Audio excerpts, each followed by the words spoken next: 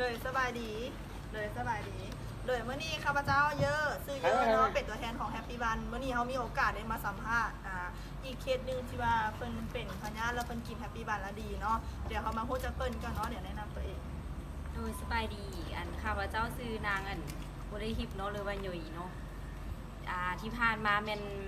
เป็นดูกทับเส้นเป็นถึงขั้นแบบยางบ่ได้เลยเนาะยางบ่ได้4 เดือนกว่ายางบ่ได้เลยคือไปห้องหมอใดก็ว่าบ่มีสาเหตุแบบบ่ฮู้สาเหตุแล้วก็ได้มากวดห้องหมอคนพิการเนาะก็เจ้าว่าเป็นดูกทับเส้นคือดูกสะโพก2เบื้องมันบ่เท่ากันเบื้องขวาจะใหญ่กว่าเบื้องซ้ายแล้วจะนอนนี่นอนแบบต้องได้นอนพื้นแข็งๆคนเป็นกระดูกทับเส้นจะฮู้เนาะว่านอนพื้นนุ่มจะบ่ได้เลย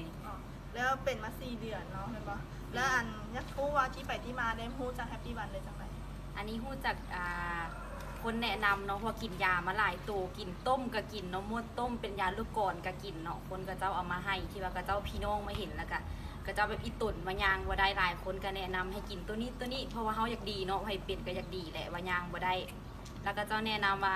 ตัวนี้ก็ลองกินเบิ่งมันบ่เสียหายเนาะก็เลยว่าลองซื้อกินเบิ่งแล้วก็มันก็แบบว่ากินไปช่วงแรกก็ปวดๆหน่อยนึงเนาะแต่เพิ่นว่าก็ให้อดเอาเพราะว่าเพิ่นมันจะเจ็บแฮงอยู่แล้วเกี่ยวกับกระดูกสิเนาะก็อดเอาเพื่อว่าเฮาอยากเซาสิก็อดไปกินเข้ากล้องที่2สิก็เริ่มว่ารู้สึกว่ายางก็บ่ปวดเนาะแต่กี้มันก้มปัดเฮือนนี่ก็อยากว่าปวดได้ยางหลังค่อมตลอดเลยเนาะแล้วเริ่มรู้สึกว่าตัวเองกินมาแล้วเริ่มเห็นผลชัดเจนเป็นกล่องที่ประมาณกล่องเท่าไหร่ก็ถือว่าใช้เวลากะสิว่าดนก็บ่ดนเนาะประมาณเดือนกว่าเนาะประมาณเข้ากล้องที่4กล้องที่5เนาะก็เริ่มว่ารู้สึกว่าขาเวลาเฮาย่างก็บ่จะปวดปานใดแล้วก็นอนแบบก็รู้สึกว่าสบายตัวขึ้นเนาะแต่กี้ได้นอนแต่ง่ายได้นอนแต่แข็งนอนง่ายมันนอนบ่ได้เลยเพราะมันจะทับกันแล้วมันเฮ็ดให้อยู่ยากนอนยากสิเนาะถ้าถามว่าตอนนี้ตั้งแต่กินมาถ้าให้แฮปปี้บันดีนี่ให้จักเปอร์เซ็นต์ตอนนี้ก็ถือว่าดีแบบว่า90%แล้วเนาะแบบนั่งรถไก่ก็ได้ตะกี้นั่งรถจักรนี่มันบ่ได้เลยต้องได้แบบ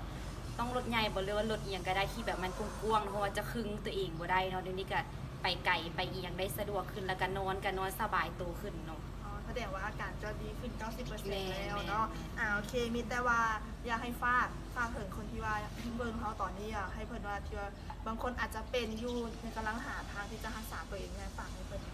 อันนี้ก็อยากฝากเนาะสำหรับสมุนไพรแฮปปี้วันนี่เนาะหลายคนแบบว่าคิดว่าแบบมันสิดีบ่หรือบ่ดีก็ลองกินเบิ่งก่อนเพราะว่าโรคกระดูกมันเว้าตามตรงเป็นยากเนาะ1ใน100ที่แบบว่ากินแล้วสิให้มันหายเพราะว่าถ้าไปหาหมอก็จะแนะนำบ่ผ่าตัดกับบำบัดอย่างเดียวเนาะเป็นเกี่ยวกับกระดูกจะบ่มียาแต่รักษาได้แต่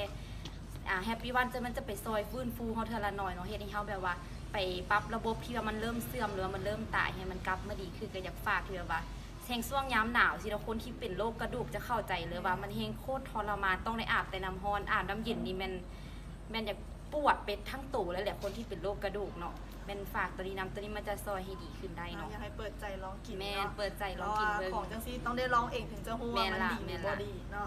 โอเคก็มื้อนี้ก็ขอบใจเนาะน้องยุ้ยหลายๆที่ว่าเพิ่นได้ให้สัมภาษณ์ให้เขามาบอกต่อให้เนาะก็บอกต่อให้คนที่เป็นแล้วก็แนะนำให้มากินถ้ายังบ่เป็นก็แนะนำให้คนที่เป็นกินเอาบุญน้ำกันเนาะเลยก็มื้อนี้ก็ขอขอบใจหลายๆเนาะเลย